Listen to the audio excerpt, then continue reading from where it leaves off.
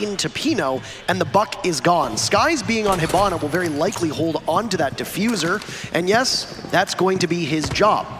So can he get into the site? We're halfway through. Psycho being killed is a massive blow to Ninjas in Pajamas. They don't have a Valkyrie at their disposal, so the information they get would rest mostly on the shoulders of that Pulse. Mint from way far out, he gets one. But Pino just continuing this trend of being so strong, 12 kills for him through 8 rounds. That's 2 from the 10 that he had heading in. He's been keeping his team in it. You talk about Muzi, you talk about Psycho, but what about Pino? That's really impressive. He's been landing his shots through this series, and he's been putting up a great performance for his team. DZ, once again, we're in control, but now it doesn't seem like they're in the driver's seat. His Eclipse has hit low HP as he attempted to peek into the bomb site. Skies, inside of Kitchen, he has the diffuser. He'll need to get it to the bomb site without getting eliminated. Kamikaze, very aggressive. I don't know if he's been read here. Drone spots him. Oh, that's big. He's still got gas canisters, and he's gone. It's all on Pino now, but he'll get eliminated by Skies. Dark Zero, they managed to get those rounds when they really need them. Excellent roam play from Dark Zero. The clear was good up top. They methodically flushed out Julio in probably the best way that you could expect with the Dokkaebi, and then follow up. And then from there, they just kept going. Now, Pino obviously had something to say about that, but once he got spotted, there was nowhere for him to go. You can be on the roam as long as you want, but you shut out those remaining members of Dark Zero who are up top and not focused on the execute. When the execute comes down, you need to be ready and prepared. He just was not. And speaking of Pino, both him and Muzi deserve quite a bit of a spotlight with their role on this team. Psycho, Kamikaze, and Julio have been the core of this squad for years. 4 years. This was the team, those 3 players that went to the Sao Paulo finals in Season 6. This was the team that defeated Penta at arguably the beginning of the peak for Penta as a team. They've subbed out some people. Originally, WOG and PZD made up the 5 players on this team, but they went searching for young Brazilian talent, and that's where they pulled Pino and Muzi out of ranked. They were known as ranked stars. People still call Muzi the Brazilian Bolo because of the way he plays, and they have had a bit of an adjustment, but once they started to get the hang of that learning curve, they have really flourished in their roles.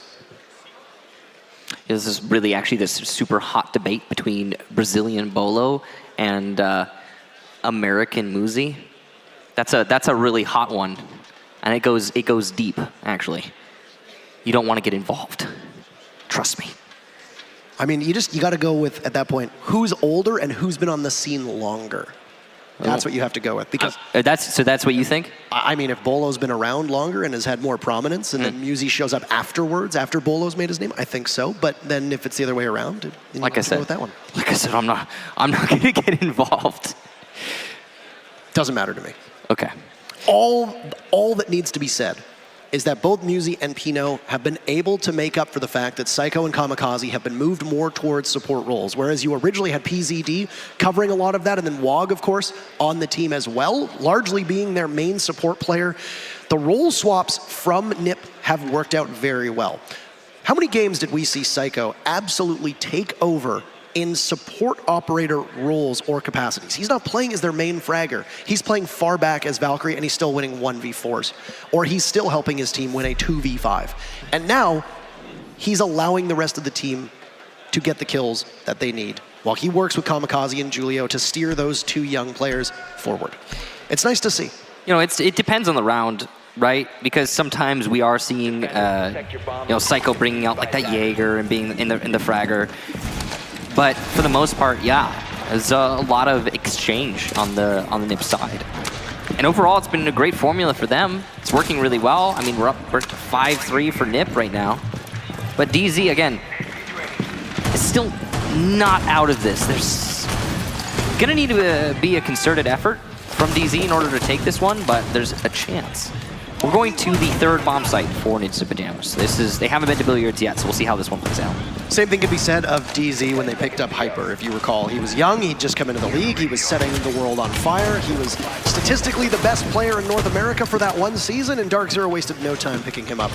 Having somebody young be able to learn from veterans, like players like Psycho, Kamikaze, Julio, or like Mint, like Hot and Cold, is huge, and you can get the most out of them. So Yeah, I mean, he also had that one LAN a while back. I believe it was a DreamHack, and it was Played at DreamHack Austin with the Disrupt Gaming squad. and that was where he actually, I think, started to really make a name for himself. That was where people started to take notice in a serious kind of note, and like, oh wow, we want this guy. If I remember correctly, he was on the team. I'm pretty sure. I'll be honest with you, I do not have the best, I do not have like a photographic memory of every team that was a long time ago. DreamHack Austin in the summer of 2018. Yeah, that was a good long chunk back there. But it was definitely him. Now, we know he was there at least. Now, this is going to be a billiards hold. Lots of information denial on the side of Ninjas in Pajamas. We've seen the Vigil brought out quite a lot. When you pair it with a Mozzie and a Mute, you're gonna have a lot of info denial, and you could just kind of roam wherever you want, because those pieces of utility from the Muzzy, it's because I'm trying to say Mute and Mozzie at the same time. You could actually kind of call it that, really. But then there's an actual player. When Muzzy plays Mozzie, it happens often. Yeah, there's a Muzzy in this match, and there's a Mute and a Mozzie, and it's complicated, all right? Now, DZ are going to be able to get past that information wall, but it will take a lot of time. And Nip are wasting quite a lot already. Yeah. So as much as Nip can stall out, DZ is capable of too. This crowd has been very quiet for most of the day, as their two preferred teams, seemingly both Fnatic and Dark Zero, have not had the results that they've wanted. Trying to will Dark Zero back into this matchup. There was some brief chanting, but that will be it for them. Ever commentate a crowd before? Once or twice. Never. Really? Never. Well, I just do. You should try it. It's quite refreshing. I'll give it a shot. Still, Dark Zero might read into the setup from Nip and say, well, if you're going to take our drones and you're going to take our information, we can just fight you and wait for you to get impatient. And Nip can be a restless team, especially knowing how close they are to being able to putting away this map. But Dark Zero have found something that they don't like. Off Repel Hot and Cold will go off of the hookah balcony. He will go onto the window upside down. He's got a member of Nip in his sights, but Pino wins it. Shotgun out.